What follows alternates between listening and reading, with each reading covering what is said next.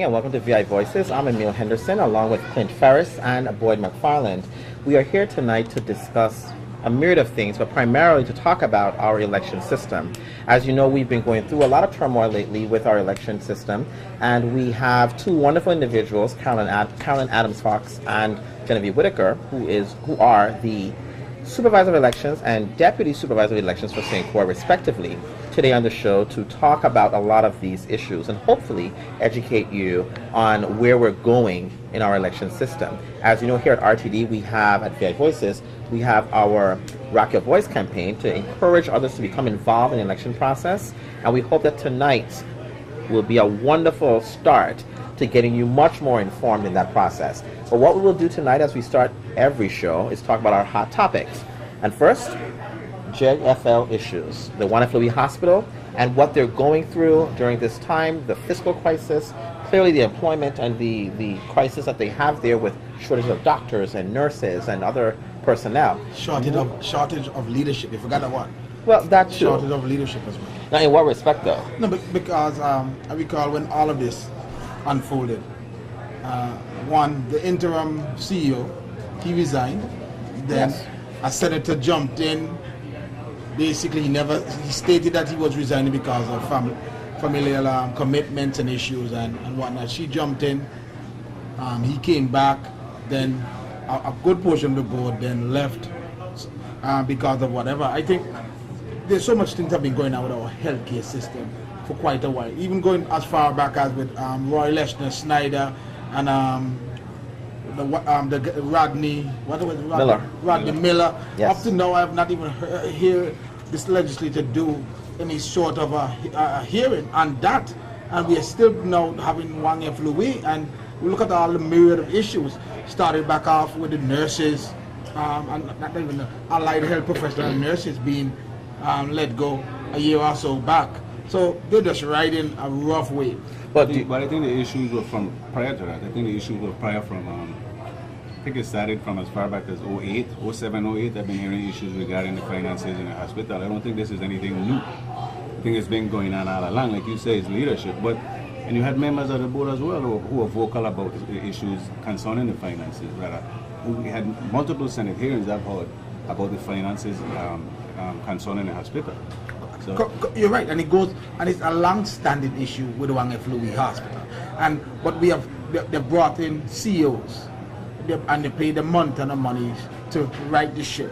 We once had an audacious plan, and now where has that plan gone? Where has all the money to develop a strategic plan? Because that was a strategic plan that was developed to bring the hospital into solvency, to say. But what do we do about the solutions? Because clearly our healthcare system is on life support. And so what do we do to make that change or turn it around to get our healthcare into a place where we don't have to leave the territory to get decent healthcare? Many people here can't leave. Correct. So all they have is Wanaflowy Hospital. And so if they can't keep their doors open, then what exactly do we offer to our people? But I think the legislatures made great attempts. I think either whether it was last year or the year before, when they forgave a great portion of the debt. Right. They forgave, and the hospital. But they also cut their budget. Correct. They did cut the budget, but remember now, the hospital also generates revenue. The hospital also been going after those people who have long-standing debt, bills. And they have been going after those people, and they've been collecting money. And I think after a certain point, some of that debt has been written off and whatnot. But now these are monies that they have collected. Sometimes pennies on the dollar, but they still collect those monies. How do they truly have great managers who are managing their budget? Are they really cutting back? I think they could have all the managers they want to have, but if they don't have the support in terms of the patients, we have a number of people who are unemployed, who don't have insurance, who don't have this, who don't have that. How are they going to pay? The hospital can't turn them around, so how are they going to pay? Yeah, you're right, the hospital can't turn them out. But beyond those patients, they also have patients who have insurance and go to Wanaflowy. Yeah, but I hear the conversation kind of going to where we're we're placing responsibility of the current woes on patients not paying. And I don't think that that's the fact. I think that it's a systemic problem because there is not only an issue with the doctors and how we have our contracts and how we issue our privileges for doctors to use in the hospital. Because there are a lot of doctors who work in the hospital who are employed by the hospital, but they have their private offices, and oftentimes, some may encourage them to come to their private offices as opposed to using the services of the hospital. Right. But then they're billing everybody through the insurance companies, and then there's this huge, insurance lapse where the insurance payments are not coming in because they haven't filed it at a proper time, so the hospital can't get their monies. So there's a lot of things I think that are systemic about how we're doing what we're doing, how we're contracting, the amount of people we're bringing in to the territory and paying them to provide care, as opposed to doing other things to work ourselves from the inside out. But I think there's a lot of just things that we need to talk about with Juan F. Louis Hospital that we really can't get to on Hot Topics, and we're gonna try to get the officials from the hospital on the show, correct? As well as anyone who can shed light as to what's going on over there, because I think it's an important issue for us to discuss. But I do want to talk about in our Hot Topics as well, what our show is going to be about tonight, which is the election system in the Virgin Islands and our election cycle for 2014. As you know, next year we will be having our gubernatorial as well as our senatorial elections, and so far it appears, last election cycle we had about 85 people running for 7 seats. Correct. On St. Croix. And I thought that was a bit much, like other people did. But this year, how many people you think are going to be running for governor? Because we will not have an incumbent governor this year, which means the seat is way open for anybody to come in and run if they're going to win. How many people do you think, who have we heard? I've heard about probably about 4 or 5 different people. Names? I've heard about 11. Let's call the names. Yeah, go ahead. You have heard about Donna Stoke, he's running. Okay. The LT, the Lieutenant Governor Greg Francis, he's running. Andre Dot. I've heard rumors. Is that his name? That's not his name. Andre Dot's a baseball player. Somebody. Angel Dawson. Angel Dawson. I've heard rumors of Angel Dawson. Marvin Pickering. I've heard rumors of Marvin Pickering. I've also heard rumors. There's still questions about if Mr. Mapp is running, but again, most likely, you could say he's 50%. Molito Smith, obviously he's declared. The delegate? Donna Christensen. How much is that? 6 so far? 6. Okay, who else? Then the judge out of St. Thomas, I can't remember her name. Oh, Judge Dayasi, Soraya Dayasi. So that's one. Barnes. Mona Barnes. So we had about 8 or 9. Lush James. Yes, Lush James. Yeah, I've heard that. So we close to 10. No, but I want to say that all of these things are just kind of rumors. Nobody has filed any petitions saying they're running, at least that I know of. So it's not official these individuals are running. No, all of them haven't. But some have made announcements. Yes. But some haven't. Yes, some haven't. Any hope? Well, do you think that there will be a woman governor in 2015? Yeah, I think so. Is that something that's as far-fetched as it would have been in 1990 or 1980? It's highly likely. It's highly likely that there may be a woman governor. The only thing I have to say, Delegate Christensen, I believe in timing. I think she's running 8 years too late because she should have been on the ticket in 2006. She was the ideal candidate to have won the Democratic primary and won the nomination to run for governor in 2006. So we could have been saying Governor Christensen versus Governor DeYoung. Right. Oh, that's like beauty to my ears if that had happened. Wow. I agree with you. I don't believe that it's far-fetched that a woman may very well be governor and may win that election. But, we'll talk some more about that as the time goes on, as we build more with our election cycle. When we return, we will have our Supervisor of Elections, Carolyn Adams-Fox, and our Deputy Supervisor of Elections for St. Croix, Genevieve Whitaker, back in a moment.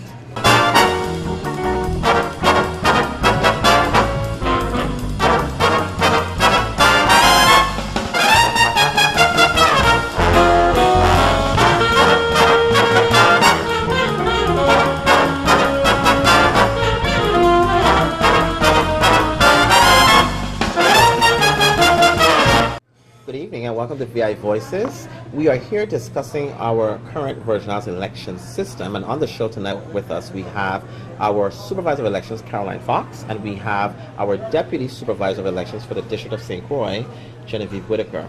Thank you all so much for coming onto the show. I really appreciate you all being here so that we can educate the community on what's happening over there at the elections office. I know that you're fairly new to the position. Congratulations to you. Thank you. And you've taken over an office for what I would consider a very daunting task, having taken over when there has been just so much controversy coming out of that office. So talk to us a little bit of what you have had to have dealt with coming into the office and where you envision the election system going in the future.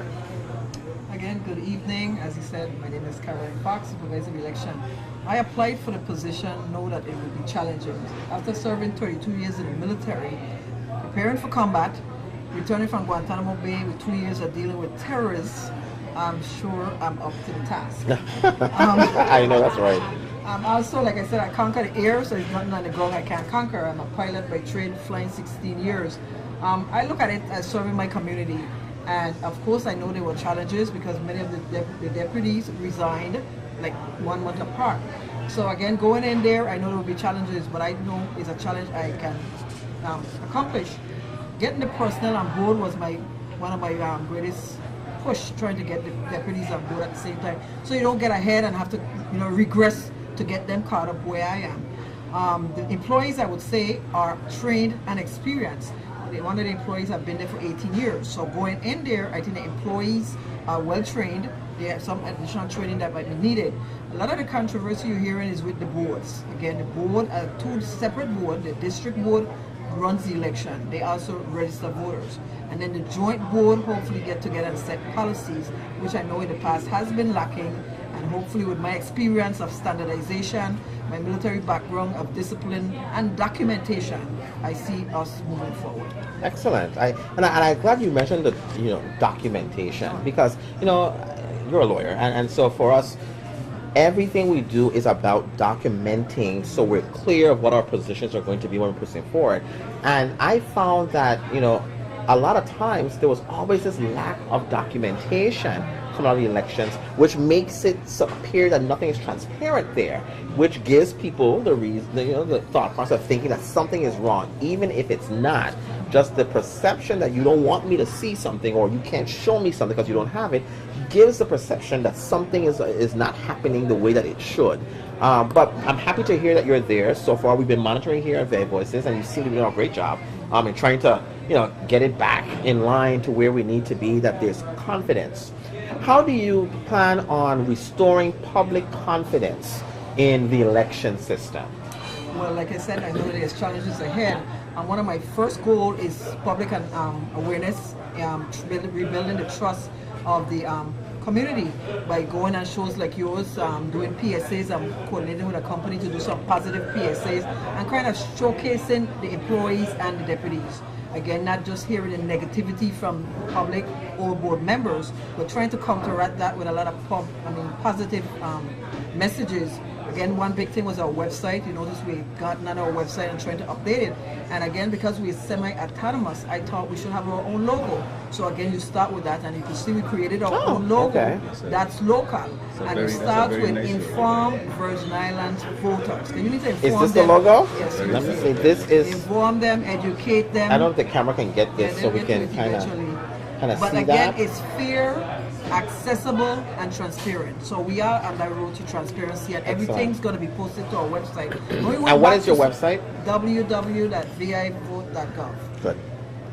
And so we went back using the basic, everybody liked the conch shell, but vote coming out of the conch shell. Because that's our history. Voting is a privilege, it's a right. A lot of folks sacrifice for us to vote. And I think everyone should take it seriously and try to improve the process. If you doesn't vote, your voice doesn't count. Right. So again, it's a right. And we truly don't want that right to be abridged. Now, standardization. You spoke about standardization. Prior to 2010, and I think that's the election that created all of this hellstorm that we're facing right now with the election system. The Board of Elections used to put out votes by voting districts? Are we going to see, going back to some of those things where we can tell where the votes are coming from, and you can see that, okay, these votes are coming from Cyan Farm, these votes are coming from Pearl Larson, and you can actually gauge the what's taking place? I would answer that again. A lot is the board, but I know on St. Croix that's how it was done. The controversy came up because St. Thomas didn't do it that way. Again, each district can do their election process differently. The joint board set policies, and somehow they find out, some policies they adhere to, some they had a waiver lengthened, so they decided to do it their way. And so that's why we have some of the concerns right now. What they did is they threw all the ballots together, so it wasn't by district. And that's what we have still going on with the group that's in St. Thomas still challenging the process. So we've been hearing a lot of issues about the board in St. Thomas, not making quorum, can't get together. There's not a sense of cohesiveness in St. Thomas. Is there anything being done or has been done regarding that? Well, the joint chair has taken up that task, but coming from my experience, it's all start with training. A lot of folks run to be on the board, but not everyone is trained to be on the board. Everybody come with their own culture, experience, etc. So you need with training. So right now we have that set up for December 13th through the 15th at Carambola. We started with, it used to be called a retreat. A retreat is going backwards. So Dr. Jones, Simon Henderson gave us the new term of advance. We call it an educational workshop. So we start in there because we got folks on the board not familiar with parliamentary procedures, or they have done it but they've forgotten. We got new folks on the board and they got a full-time job and they're taking it seriously. They don't come to meetings with a VI code. They don't buy anything themselves. They wait for the system to give them everything. So if you run to be on the board, you need to take some initiative also to serve the people. So you got to buy your own tools to make you effective. So you're talking about training and So getting we're gonna so do your some board training. up to speed. Now, some of these board members have been on the board now. Let's go back to the last election cycle, since 2012, and this is the first exposure that they're going to be getting the parliamentary under your helm. This is going to be the first exposure they're going to be getting the parliamentary procedure. But prior to now, were there a standardized process of making sure that they're up to speed with all the things that you're talking about, VI code, the processes? Because how do you make sure that they retain this information and continue to use it even when there may not be a training available? Well, they got to be consistent training, but the folks I'm talking about that came on in 2012. So you had 3 new persons, Ms. Bellado, she's been in the Senate, so she knows a little. But I had 2 new persons on the St. Croix board, Mr. Webster and Mr. Molina. They're not really versed in all of these areas. So those are the ones I'm mostly talking about, the new ones. The old ones can also learn, but I'm mostly focusing on the new ones. So I'm starting in my time. Mr. Abramson, I know, was great on parliamentary procedures, so I knew that courses were provided to the board members. But again, times have changed, information is new, changing all the time, so we have to update. But those 3 new members didn't cause all the chaos. No, I don't know. Okay, we won't go that far, but I won't go there. Well, I think what would be important for us, at least so that as we proceed in this conversation tonight, is for our audience to get a basic understanding of what the role of the supervisor of elections is and what the role of the board is. So that, because oftentimes I think that because Mr. Amerson had been the supervisor for so long, they kind of meshed into, people saw them as one entity. The board is supervisor is the board. And if you look at the VI code, it's completely separate as to what you are supposed to do, what your role is, and what the roles of the district boards and the board is. So let's tell the audience a little bit of exactly what is the supervisor of elections, what are your duties and your responsibilities to the election system. My duties and responsibilities to administer the laws of the election system based on the VA code, deal with the nominations of the candidates, certifying the candidates once if they're already elected by the community, manage the office day-to-day operationally, and prepare for a budget annually every year, and other duties as assigned. It's the chain of command based on my background. I'm sorry, it's not my way. It's been in the board of governance. It's the joint board is first, then the district board, and then the supervisor. So even if someone in the community file a grievance with a district board, it doesn't come to the supervisor to solve. It goes up. It goes to the joint board. If you file a complaint with the joint board and nothing gets done, the supervisor, I only could document based on if it's not in accordance with the law, because they are my supervisors. The joint board is my supervisor. Also, no one person is my supervisor. So I cannot take instructions from no one board member. It's the joint voice of 14. Okay. The chair carry that power. And I've always been a little concerned about how the structure of our election system is. Because I don't understand the purpose of 2 district boards and a joint board. I don't get it. You should just have one. If you want to have a district board, have a district board. If you want to have people working in districts that follow what they do. I went to law school in Michigan, and the Secretary of State handled all the elections. That's who made the ultimate decisions. There were no boards all over the place. You had counties and you had county workers that followed what the Secretary of State said you're supposed to do. In other words, the Secretary of State would be you if you had to, equate that.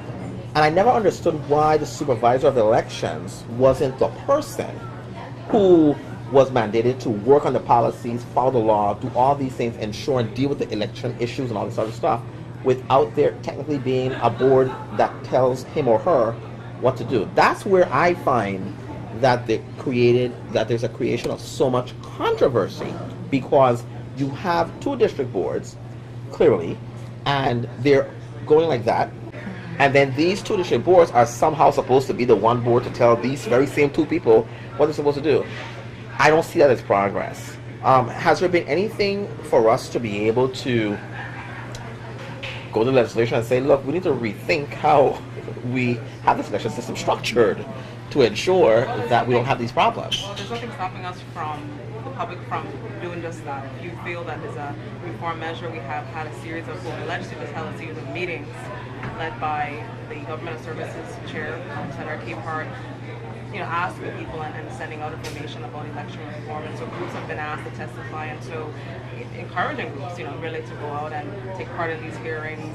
And if you have a concern, challenging, come together as a group or individually submitting suggestions to the senator, to the Senate body. And so you as the members of the public can in fact, make a change or request that a change be made. But I have a concern. My question is about the machines. In the past, we all know we had the Shootronic machines, which wasn't HABA compliant. We supposedly have new ones now. I've been hearing issues in St. Thomas again regarding the long lines and the confusion they're going to take with these new machines. Has anything been done to correct that measure? Or I know they've been in front of the Senate when it was last week. It was last week. They've been in front of the Senate and it appears as though they're on board. I want to know if everything is set. Everything is set up regarding that. For the preview that I have in my authority, again, when I came on board in July, August time frame, St. Thomas voiced the concerns that they wanted more machine. And like I keep saying for the record, based on statistics, they did 2 years of gubernatorial election. The number of machines that was obtained was adequate. But knowing how we are, you like a backup, etc. So they discussed some of the challenges with me. St. Thomas at the time had 17 to 19 polling place. So having 21 or 23 machines didn't give them enough extras. St. Croix, on the other hand, had 14 polling places, and having 21 machines, they had a few spare that they could use. So between ES&S and myself, we discussed it and we came up with 8 additional machines for the territory. St. Thomas is going to get 3 for the district for those schools that had over 1,000 votes.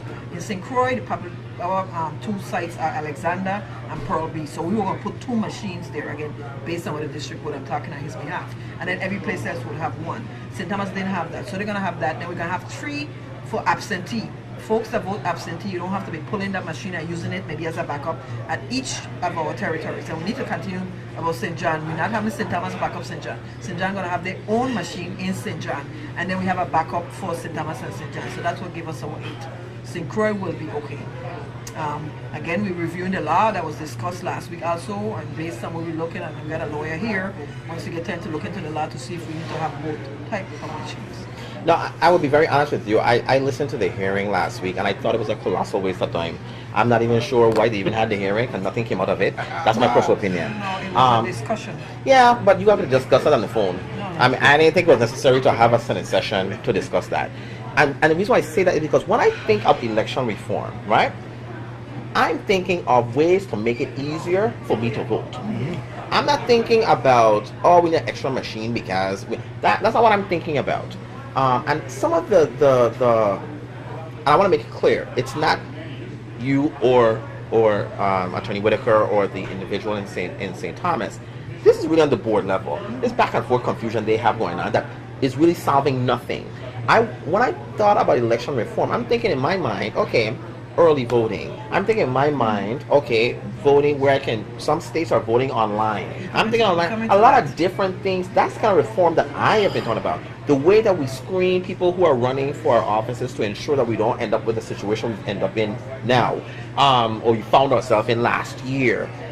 Those are the things that I thought would come from that. How do we make it easier for our veterans? I mean, our not veterans, our military personnel to be able to engage in the voting process without them having to have much issues of confusion. How do we build? When I was researching for today, I see that there's about 25,204 individuals registered in St. Croix. 1925 in St. John, and 24,451 in St. Thomas. So it's about 50,000 people registered to vote. We have about 110,000 people in the territory. So about half of that. I'm not sure how much of those are children with the 110, but that's not necessarily a bad number of registered people. But it's evident that of these numbers, we're still not close to the 50 of who actually votes. And it may be that we're not pushing it enough to get people to come out, or people have just become apathetic to the voting process. And so I thought that the hearing would have been more geared towards discussing those issues and really putting forth things to get the process moving and real reform. But it seemed to me to be a session of pontificating and talking to me. Talking, because even in them getting up and putting in their cards and explaining it, I went to your website, I saw the video for your website. It's very clear what I'm supposed to do from your website. At any dollar extra going on in the legislature. And it seemed to me that even the explanation of it, the way that they were explaining it, gave the impression, if you didn't know better, that this machine was such a confusing machine that I don't know why I would want to do it. But when I watch it today, it's really not that difficult. It's very simple. There's only 3 things you got to do, and it's very, very simple. How do we get that to the people? Well, again, back to us. Starting the process, I think the legislature hearing, they wanted to do some other things, but since they didn't give us the bills in time, we told them they need to turn it into a discussion. So it's a win-win for all. The groups need to meet together. The reform committee and the board. They also the executive committee, which was recommended by Ms. Moorhead, that we meet with her, the senator, and then we go through all the reforms that we would like, because you can't do it in mass. You got some that we already have on the books. And then we go forward in this meeting at the public and discuss those bills. The senators have some of those very bills you talked about. Early voting, same-day voting. Senator Gittins has that one. Senator Riley has one about the supervisor recommending and selecting the deputy, because again that had to go to the joint board, which took some time, and some other changes that they see. So that is coming in the phase that you talked about. It's all education. We plan to go out and do a lot more education of the public. Again, some is the board members, and they all have jobs and they got to fit this in their schedule. I plan to go into the schools and do some of the educating on the democratic process. I'm also teaming up with UVI, trying to get some of the students that are involved in political science to come and do some internship with us, because they too will be a source, and then they also may be long-term employment we could look at in the future. So it's all about education, getting out there and selling ourselves, but again it takes time to rebuild the public trust. So how can members of the public assist or volunteer? You have a volunteer program? Well, that's coming in another phase also, the state plan. I'm working on that right now, an ad that has to go for 15 persons from the community to get a group together, advisory council, to help us develop the state plan for the out years. And then we look at other ways where we can solicit the citizens of the community to assist the voting public. Looking at some of the systems you talk about, again, coming from us, you got to crawl, walk, run. So before we get to online registration, online voting, we need to get to online registration, and that phase is coming. In December, we have the folks coming here to finish the training. We already had the software under Mr. Abramson tenure. Now we're going to the ID cards and also the updating the registration card online. Then we'll go to online voting, and eventually we'll be voting by on your internet. Well, so that's long term, 2, 3, 5 years out.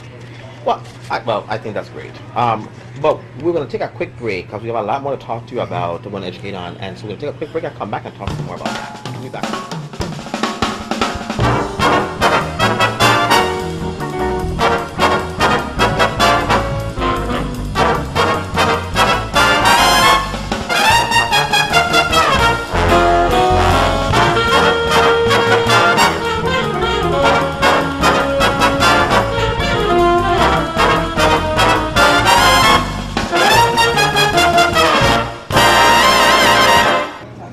evening and welcome back to ViVoices. We're having a very spirited and enlightening discussion here on our election reform, or not reform, but our election system with Caroline Fox, our Supervisor of Elections, and Genevieve Whitaker, our Deputy Supervisor of Elections for St. Croix.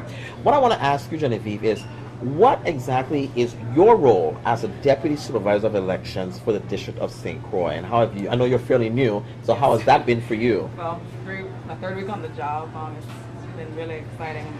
My role as deputy is really to support the supervisor. That is one of my roles in terms of what her duties are in terms of carrying out both, of course, the policies that are handed down by the joint boards of elections.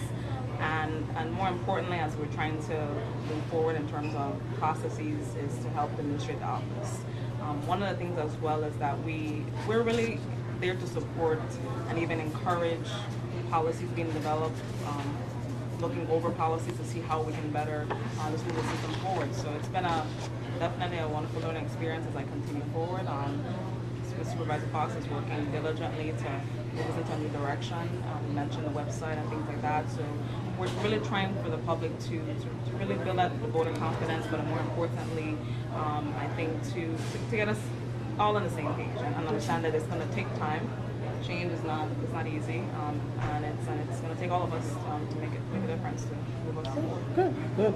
I want to remind everybody about the website. It's vivote.gov.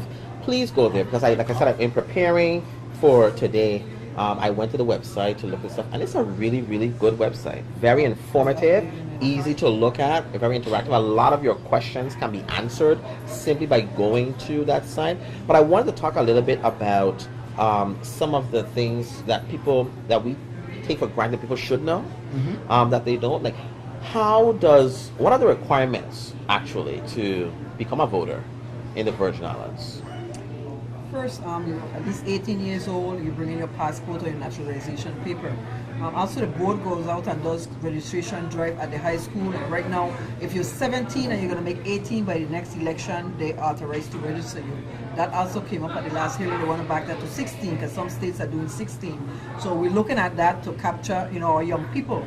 Most of our voters are the elderly. We find we're losing between the 30 to 45 age group.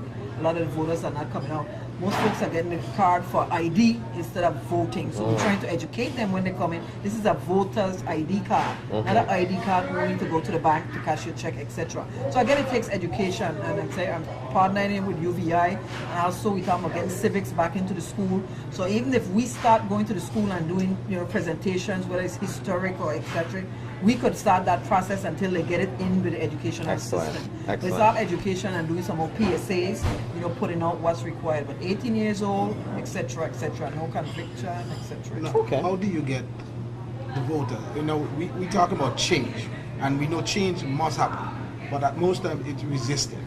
But how do you now get those voters who happen to be illiterate, but they will vote?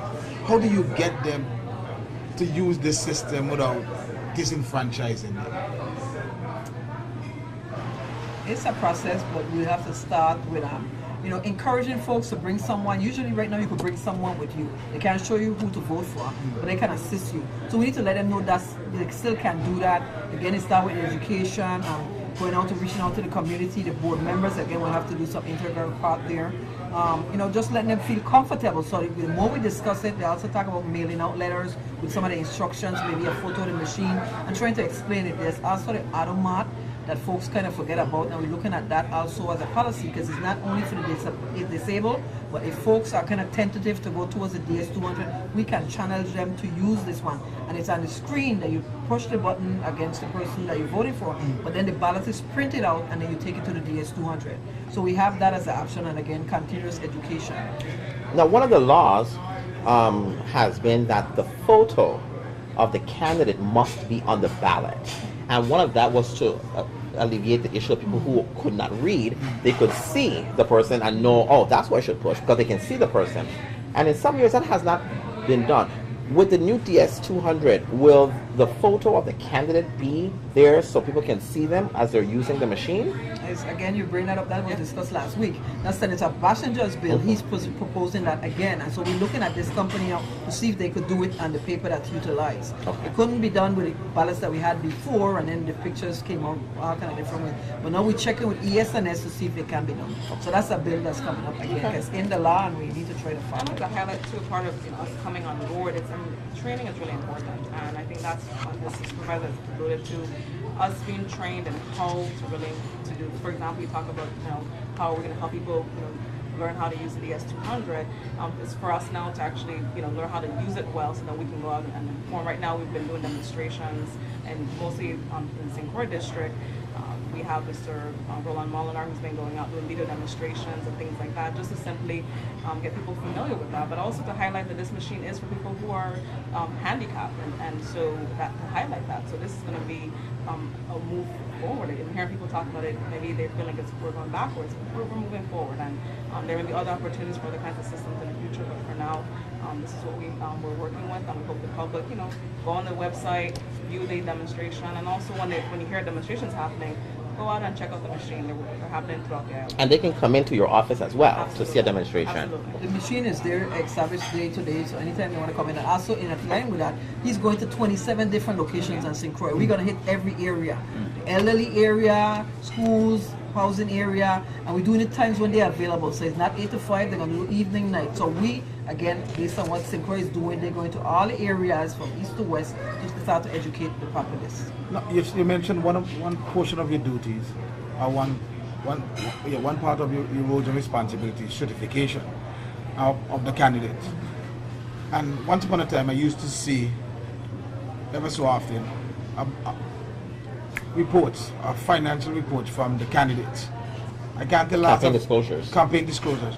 I can't tell last I've seen one. Are we going to start to see those things be made available to the public again, knowing what's going on? If it's the law, is that going to be a standard part? Well, the better question I would think is, have they been doing it? You have to be able to do it for us to be able to go and look But for it. once upon a time, it was done, because I think 2006 election, it was done.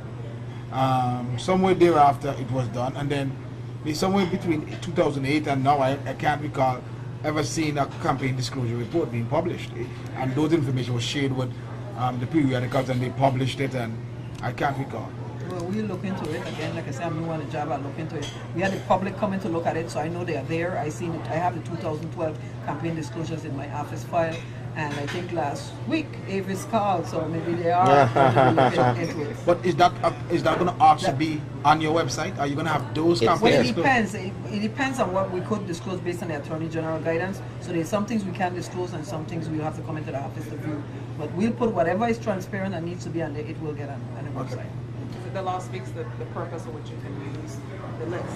So arguably, you have to look at the purpose. If it's for a commercial purpose, really, so we have to, there are guidelines, and we'll be.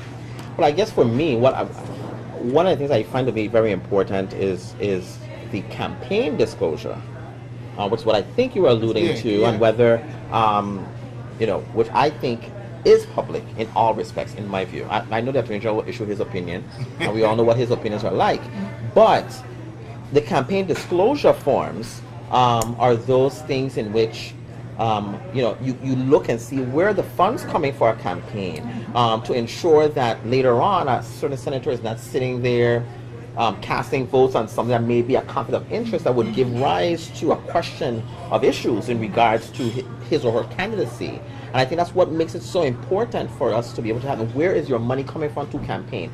$1,000 is your limit, really. And when I say $1,000, meaning me to give to you if you're running, or for him to give to you for your running.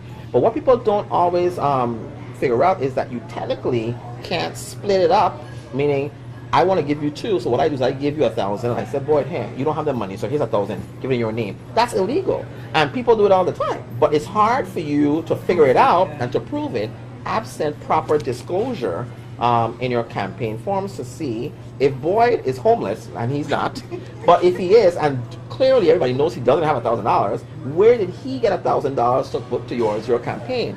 Those things are major. And I said to lead to my question is ethics. Have we enough ethics and ethical standards that may give a better explanation and notice to those who may want to run for public office as to what they can and cannot do?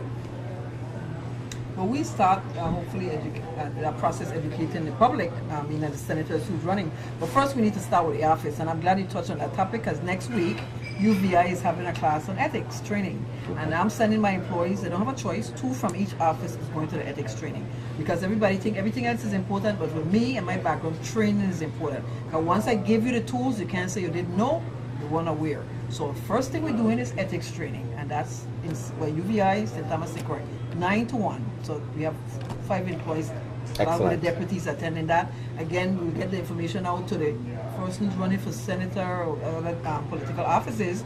Hopefully they take some training and follow the values and whatnot. But ethics is important, in any organization. But do you foresee, because where Emil was going, in terms of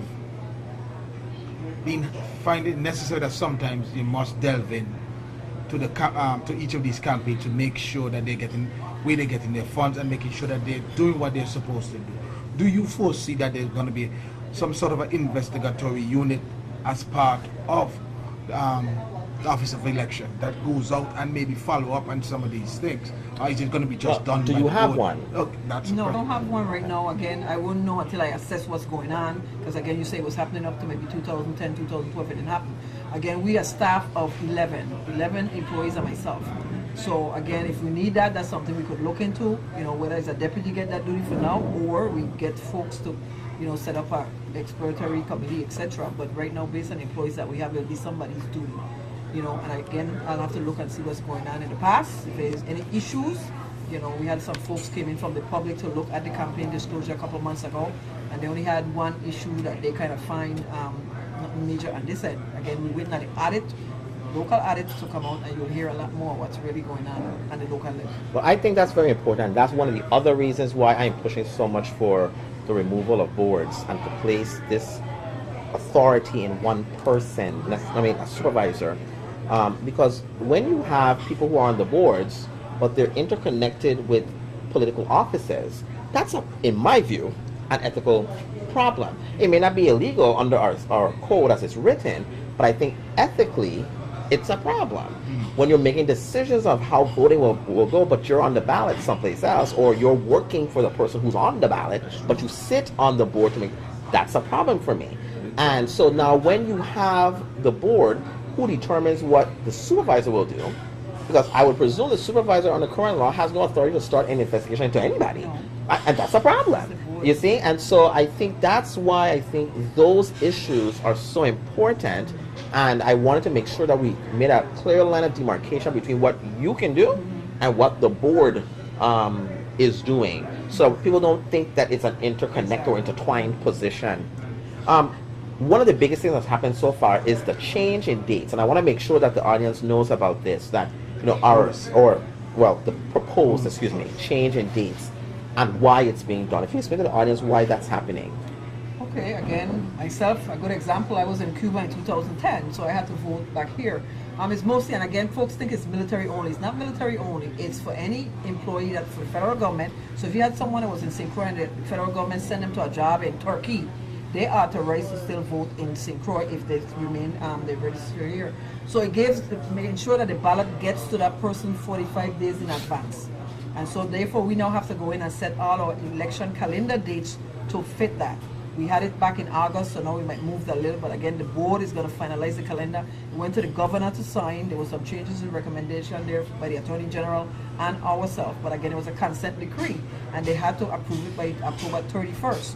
So Chairman Watlington did send in, the joint board met back in March, April, before I came on board, and sent the recommendation in. The legislature had it from 2012, and they waited until the last minute, 2 weeks out, to act on it. So now it has to come back to the governor, from the governor, signed to the legislature.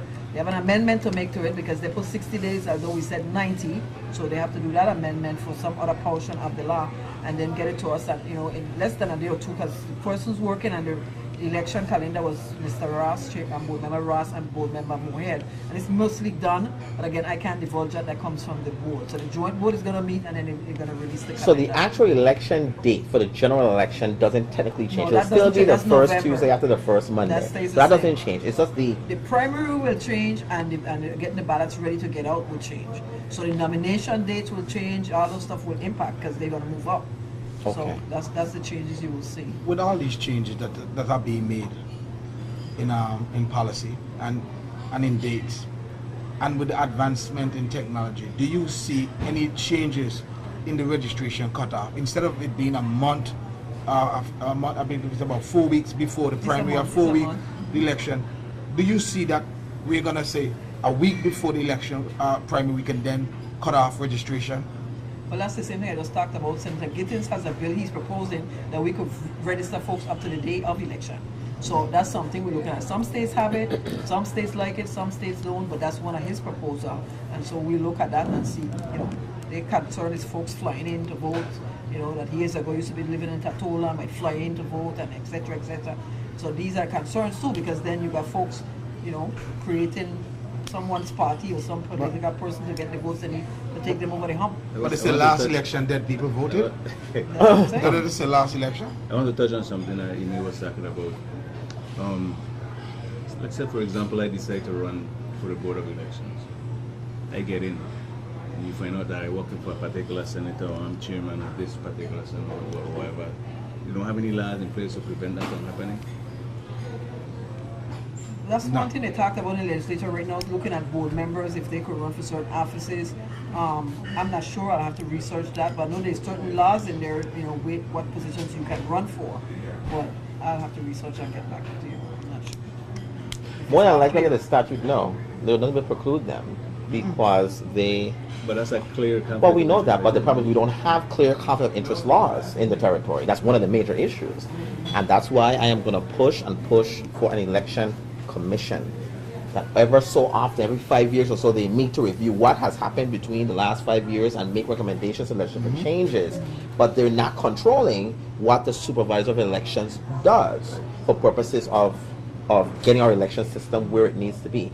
I personally think you're hamstrung in your job, in doing what you need to do because of this board, these boards who clearly are clashing with each other.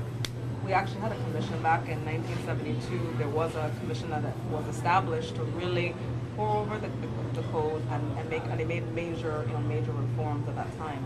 I'm not aware of if there may have been any kind of comprehensive reforms at that time. So arguably, perhaps it's something that can be thrown out again and be proposed once again, and we'll see how that goes. Yeah. But we do really need the title needs some serious review and revision. It absolutely does. That's Title 18 for those who. And so, as you prepare now for the 2014 election cycle, which is, I'm going to tell you right now, is going to be a doozy in trying to get people, because this is the first time you use a new machine, and so you have to prepare yourself for little glitches that may or may not happen. The magnitude of people who will be running for offices, the open, do you feel you're prepared for when that happens? We have to be prepared, again, because we have a the delegate is on the ballot, we have to conduct election. We don't have a choice. So we will get prepared. We know it's long days, long nights, and again, some of the folks on the board have been there. It's just a new system. But the technical reps will be here with the system, so at least you have that. Any new system, you always have the rep here to assist with any glitches you have backup. So it's an educational process. And then again, a lot of folks try to vote early, so we're trying to encourage that. So we're going to try to open up that and get the real early voting law, not the absentee voting coming in to give an excuse, but giving them maybe even 2 to 3 weeks to vote. So then you kind of limit the lines and the stress and the hyper. But with any change, again, you're going to expect apprehension, you're going to expect deficiencies, and we work with it. Again, we bring in someone from Florida that had the DS200 to the workshop in December, so they could Florida? give us the pros and cons. Yeah, some part of Florida. You going to pick another state? No, but that one is a good one now. This is Okay. things have changed. Okay. The DS200. Okay. So, they highly recommended and they're coming to share with us their pros and cons, some of the policies they had to put in place, etc. Okay. Ms. Fox, if people need some more information from you, other than going to the website at vivote.gov, where can they get in contact with you? Can they come into the offices during operational hours? Where are your offices so they have more questions? so they talk so much. On St. Croix, we're at Sunny Isles. We're right there. You know Kmart appliance store. That's where we are. On St. Thomas, we're at 9200 Lockhart Garden. You can call us. Phone number is 773-1021 St. Croix. I forgot offhand the St. Thomas number. 774-3107. Okay, and also we're also on Facebook. St. John, we have an Yes, office in St. John. I can Okay. remember that number. But they open on Tuesdays and Thursdays from 8 to 4. And again, in the next couple of weeks, middle of December, you're going to see a new facelift at our St. Croix office. They're going to put a storefront, so that's going on right now. So it's going to Okay. be new and improved. And there's some things we're looking at because we have some buildings, facility that's not ADA compliant. St. John is not, and St. Croix conference room is not. So I'm working on that also.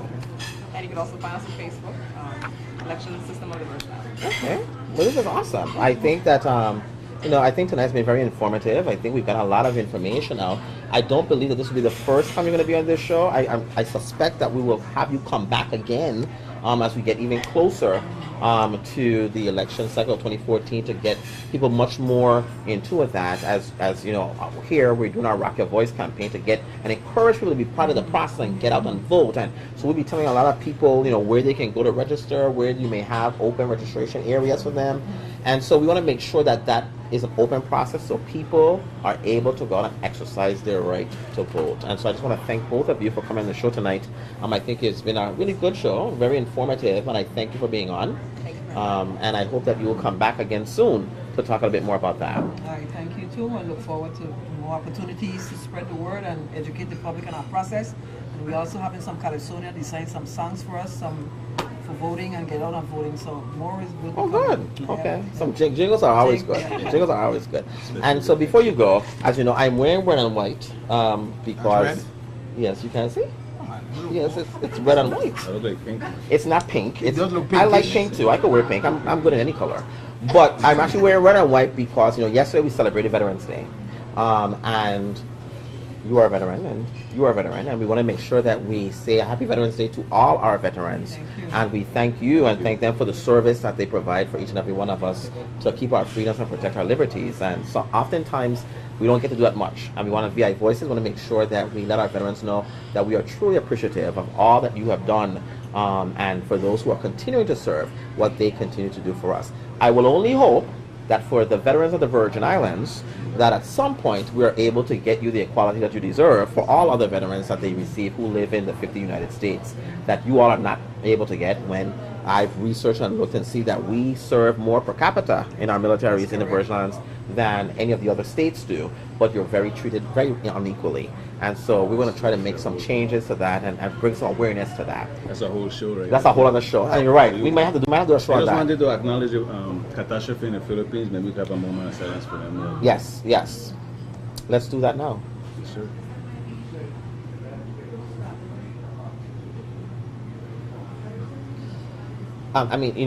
It's a very sad thing because we do have a lot of individuals from the Philippines who teach in our school system, and so they're thousands of miles away from home, and their families are all there.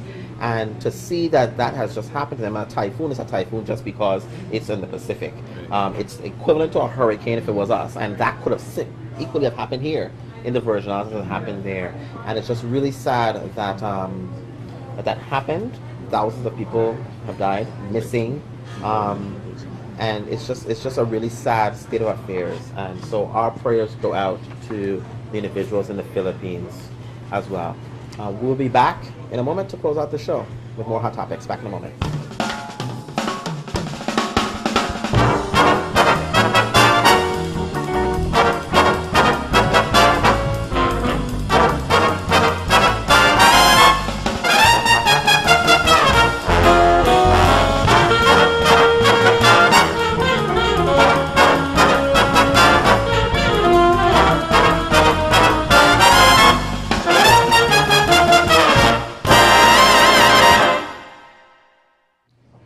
Good evening and welcome back to ViVoices. Tonight's show, I think, was a very informative show, and I really thank Ms. Fox and Ms. Whitaker for coming out to the show to give us some background of what they do and what's happening. I want to consider that like the first installment of what will be happening here.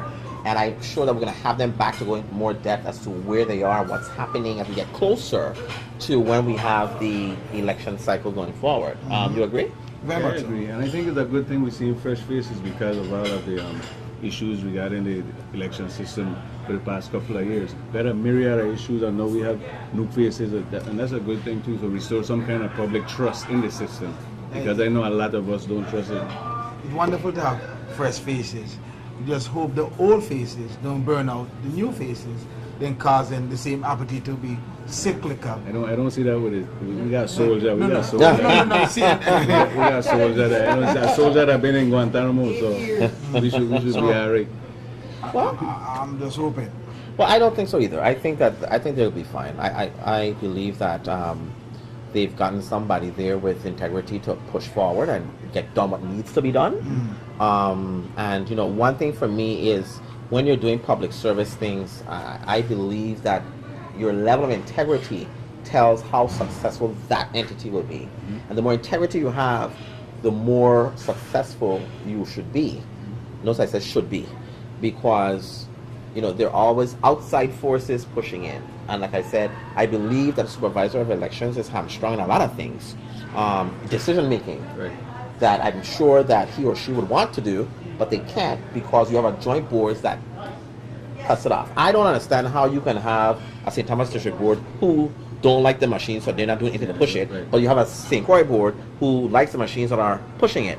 At some point, they're going to start to do like that, and then you have the supervisor elections in the middle like this, waiting for somebody to tell me what to do, and I think it wastes time. So One district that don't want paper ballot, and the next one said we're gonna use paper ballot. That's a big issue as So well. I will tell you right now, one of the new missions I'm adding to my list of missions to do is to get rid of that board. joint board confusion that they have over there, and really place. And I know people might be a little, what's what I'm looking for? Apprehensive at first or hesitant at first because you're placing that authority in one person, but 14 people trying to get 40 people to decide on one thing clearly doesn't work. Right. And so I think with an election commission overseeing every 5 years, they can pop in and make recommendations on certain things, but let the supervisor of elections make those decisions and move that office where it needs to be. That singular person with assistance, I think that is where we need to go. Totally agree.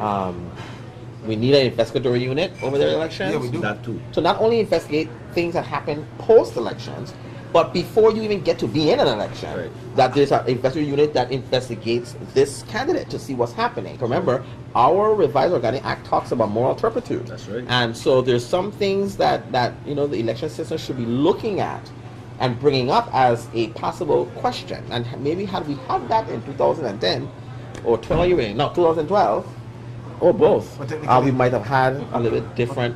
But according to Ms. Fox, the supervisor don't do that presently. That's my point. That's my point. Okay, so and put so the- get rid of that that and put it in and the place it in the supervisory elections to make those, not for the supervisors to do it on their own. I'm sure they'll have staff. We'll have to staff the office, but to let it be done that way as opposed to having to run through a board to get that done. I just, because I don't. When you look at the makeup of the board, I don't see progress because everybody has their own personal, individual, idiosyncratic way of wanting to do something, and I think that's what leads to a lot of the problems. And so I just hope that that we're able to really move forward in this community, that we can once again feel that we have fair elections, and you're comfortable with the outcome of any election, And- whether it's your candidate or not, but you're comfortable that it was a fair process. Next year, I think next year primary is going to be a good test. A good test if we're going to be on the right foot forward, or it's just more of the same. And I think that, and if the board under Ms. Fox's leadership can basically go out and start to rebuild the confidence of the electorate, I think there will be a lot of gains there, because I think there's a lot of apathy. A lot of people are turned off from the last 2 election cycles, and we need to bring those persons back and get them back so they can be full participants in the system. So Yeah. we'll see what happens. I agree with that. Primary. Well, Next week. next week's show, we're going to be dealing with the issue regarding decriminalizing marijuana. We have Senator Pastor Nelson on the show, and we'll also be talking about this wonderful program at the Office of the Territorial Public Defender called the Youth Apprenticeship Program. And we'll have on that show the first principal, Hannibal O'Brien, and the attorney who works with that program, Attorney Amelia Joseph, on the show. So please make sure we tune in next week for that show. Interesting. Yeah, so we have an interesting show. So we have the public Very defender Yes. and decriminalization of weed Yes. on the same show. Absolutely. Oh wow. So it's going to be a very interesting show. The same. Yes. Okay, the same people who get the people that will burn the weed off. No, that's not what that's about. But we'll talk about it on the hot topics. So you're misunderstanding what the public defenders and defense lawyers do. But in any don't get event, them off? that's not what we do. We protect the rights of those who are accused. So protect the rights for them to smoke Jurors weed. decide whether or not people are acquitted or not. On that note, please make sure your voices are heard. Make sure that you are part of the process, and make sure to rock your vote. Good night, everybody.